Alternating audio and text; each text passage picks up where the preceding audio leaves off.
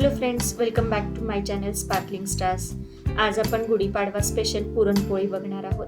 पुरणपोळी महाराष्ट्राची special dish आहे. शान आहे. खूप छान टेस्टी आणि हेल्दी अशी पुरणपोळी असते. नक्की ट्राय करून बघा. या थाळीमध्ये दाखवलेली कटाची आमटी, कढी आणि कांदा भजी याच्या रेसिपी मी अपलोड केलेल्या आहेत आपल्या चॅनलवरती. त्या पण तुम्ही ट्राय करू शकता.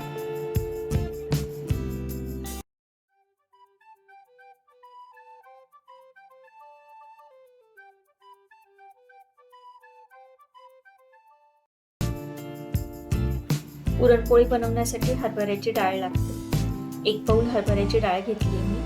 ही घरची डाळ आहे, त्याच्यामुळे ही पॉलिश केलेली नाहीये. ही डाळ मी स्वच्छ धुवून घेणार आहे 2 ते 3 वेळेला.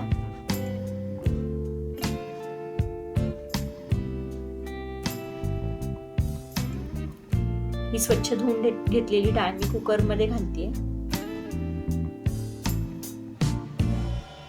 आणि या डाळीच्या तिप्पट किंवा चौपट पाणी घालायचंय. तुम्हाला जर कट हवा असेल तर पाणी जास्त लागेल, नाहीतर तुम्ही 3 पट पाणी घालून पण ही डाळ शिजवू शकता. तुम्हाला जितका जास्त कट हवा असेल त्या प्रमाणात तुम्ही पाणी जास्त घालू शकता. मी 3 ते 4 बाउल पाणी घातले इथे. आणि याच्यामध्ये मी थोडंसं तेल आणि हळद घालतेय, म्हणजे पुरणाला छान रंग येईल आणि आपली कुकर मधनं डाळ ओतू पण जाणार नाही.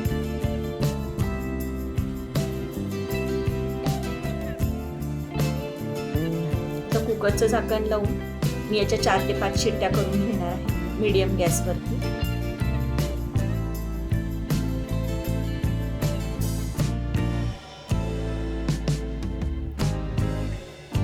पोळी बनवण्यासाठी मी पीठ मळतीये. ते पीठ मळताना मी फक्त गव्हाचं पीठ घेतलंय. तुम्हाला हवं असेल तर तुम्ही मैद्याचा पण थोडासा वापर इथे करू शकता, किंवा अर्ध गव्हाचं पीठ आणि अर्धा मैदा असंही वापरू शकता, किंवा 3/4 गव्हाचं पीठ, पाव बाऊल मैदा असं पण वापरू शकता. थोडंसं मीठ घातलंय मी फक्त, आणि थोडं पाणी घालून याचा सैलसर असा गोळा मळून घेणार आहे. पिठाचा सैलसर गोळा मळून झाल्यानंतर याला थोडं तेल लावून छान मळून घ्यायचे.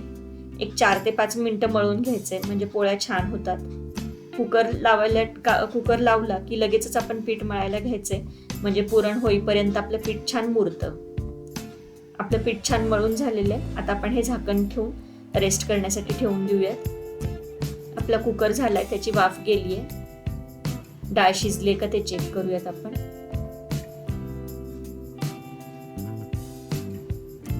डाळ छान शिजली आहे. आता ही आपण गाळून घेऊयात. मी एका पातेल्यावरती स्ट्रेनर ठेवलंय आणि ही डाळ गाळून घेतेय.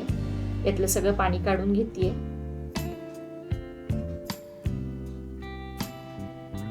खाली जे पाणी राहिलंय पातेल्यात त्याचं मी कटाची आमटी बनवणार आहे, आणि वरची डाळ आपण आता पुरण बनवून घेऊ त्याचं. मी सगळी डाळ एका फ्राय पॅन मध्ये काढून घेतलीय आणि ती थोडीशी स्मॅश करून घेतली. आता मी गॅस ऑन केलाय आणि 1 बाउल डाळ होती, 1 बाउलच मी गुळ घातलाय. तुम्हाला हवं असेल तर गुळाचं प्रमाण थोडं तुम्ही कमी करू शकता. समप्रमाणात जितकं डाळ तितकीच गुळ वापरल्यानंतर व्यवस्थित गोडीच्या पुरणपोळ्या होतात. आता हे मिक्स करायचे दोन्ही आणि शिजू द्यायचे. हे 15 ते 20 मिनिटं लागतं आपलं पुरण तयार होण्यासाठी पूर्ण. हे जसं जसं गुळ मेल्ट होईल तसं तसं पातळ होत जातं आणि नंतर ते घट्ट होत जातं. तुम्ही बघू शकता आता आपलं पुरण घट्ट होत आले. याच्यामध्ये मी बडीशेप पावडर आणि विलायची पावडर घालतीये. खूप छान स्वाद येतो त्याचा याच्यामध्ये. आणि थोडंसं जायफळ किसून घालते.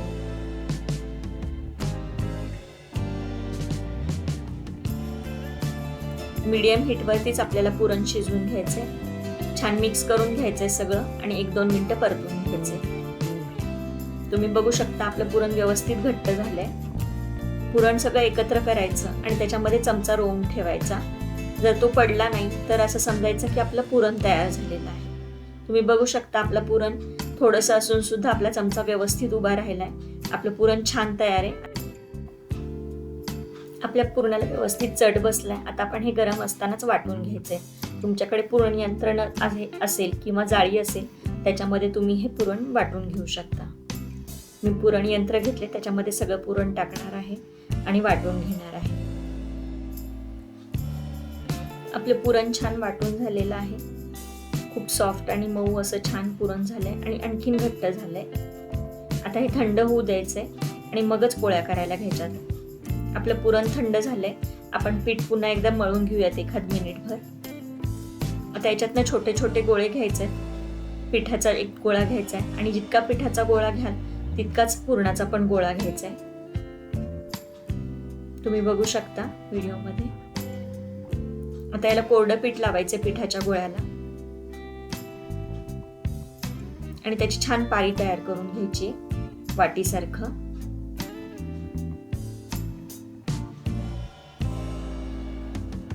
आणि त्या वाटीमध्ये पुरण घालायचंय आणि दोन्ही हाताच्या अंगठ्यानी प्रेस करून आणि दोन्ही बोटांनी ते वर कणिक वर घ्यायची आणि गोळा छान एकत्र जुळवून कडा त्याच्या सील बंद करून घ्यायचा गोळा.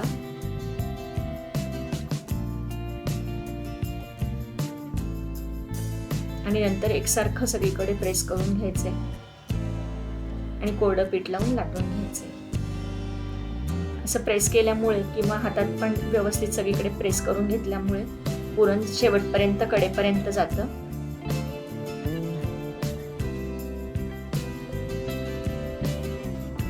मी पिठी लावण्यासाठी गव्हाचंच पीठ वापरलंय. तुम्हाला हवं असेल तर तुम्ही तांदळाचं पीठ पण वापरू शकता. त्यानं पण छान पोळ्या सरकतात.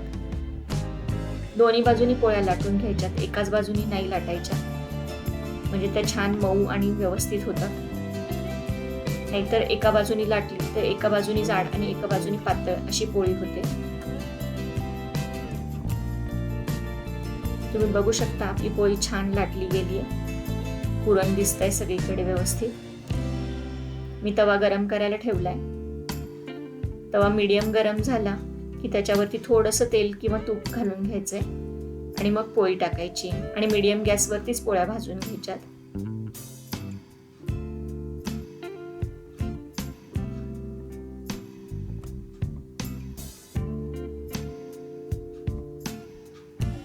पोळीचा थोडासा रंग बदलला की मग पोळी पलटून घ्यायची.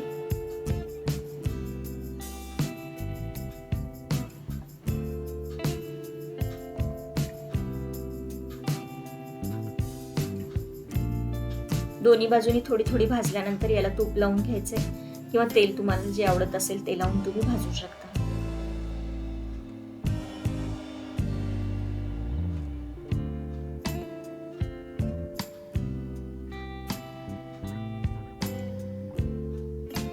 तुम्ही बघू शकता आपली पोळी छान फुगते.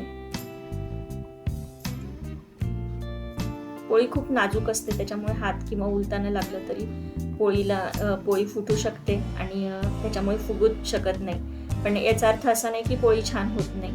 खूप छान मऊ होतात पोळ्या गव्हाच्या पिठाच्या जरी केल्या तरी. आपली एक पोळी झाली. अशीच मी तुम्हाला दुसरी करून दाखवते. पहिल्याप्रमाणेच कणिक घ्यायची आणि त्याची वाटी बनवून घ्यायची दोन्ही अंगठ्यानी प्रेस करून आणि त्याच्यामध्ये पुरणाचा गोळा घालायचा आणि तो गोळा सीलबंद करून घ्यायचा.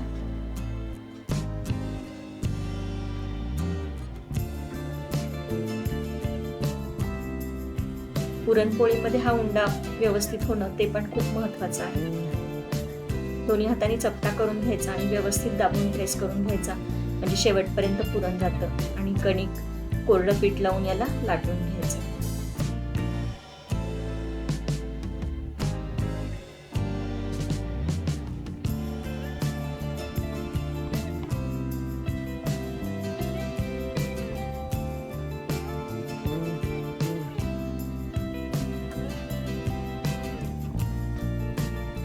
आपली दुसरी पण पोळी लाटून झाली आहे. आता ही पण भाजून घेऊया.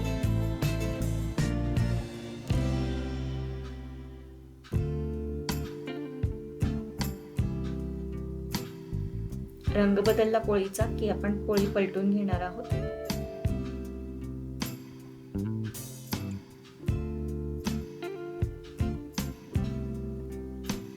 पोळी फुगल्यानंतर कधी हात लावायचा नाही. पोळीची वाफ हातावरती येऊ शकते.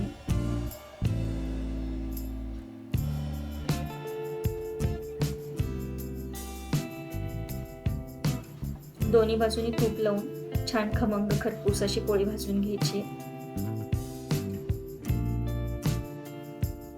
तुम्ही बघू शकता आपल्या पोळ्या किती छान दिसतायत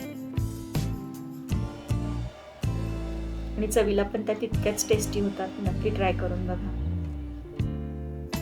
मस्त फुगली आपली पोळी. अशाच मी बाकीच्या बनवून घेते. तुम्हाला जर माझे व्हिडिओज आवडत असतील तर व्हिडिओला लाईक, शेअर, कमेंट करा. चॅनलला सबस्क्राईब करा. पुन्हा भेटूयात अशा छानशा व्हिडिओ सोबत. तोपर्यंत बी सेफ, कीप स्पार्कलिंग.